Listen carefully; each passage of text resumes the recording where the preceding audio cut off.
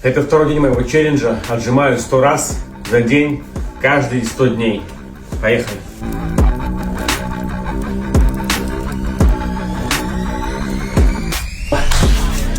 Ну что, челлендж придется прервать. Запустим его заново, как вылечимся. А пока у нас что? Сигнальный лист, приезжала скорая.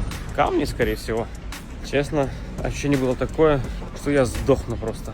А что, думали, я сдался? Не.